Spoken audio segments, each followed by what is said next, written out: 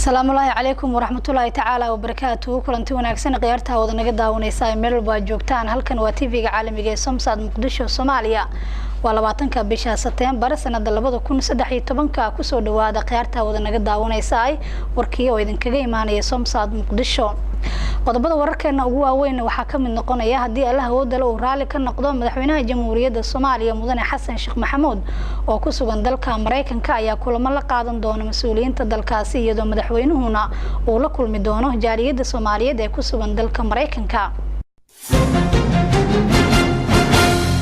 munaasabad ballaaran oo lagu taageerayo sanadka dawladda Soomaaliya ay jirsatay isla markaana ay ka qayb galeen mas'uuliyiin ka tirsan dawladda federaalka ee Soomaaliya ayaa habeennimadii xalay lagu qabtay degmada wadajir ee gobolka Banaadir.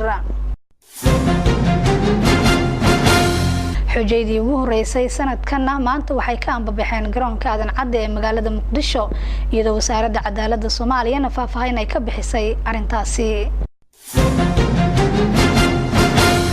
qaar ka mid ah shacabka Soomaaliyeed ee ku sugan degmada Hiilwaa ee gobolka Banaadirna waxay maxkamadda gobolka Banaadir ee dawladda Soomaaliya ay ku eedeeyeen in ay ku hayso barakicin dhul ay leeyihiin dad shacab oo ku yaala degmada Hiilwaa ee gobolka Banaadir. xogayaha mucaaradka xisbiga u ciiday gobolka Gibilayna markii ugu horeysay waxa uu ka hadlay shirkadda shidaalka Bidaysa ee Somaliland. qodobada dibaddana waxa ugu waaweyn xaaladda dalka Nigeria oo sii xumaanaysa ee ciidamada dalkaasi Nigeria raacsanaya kooxda Boko Haram.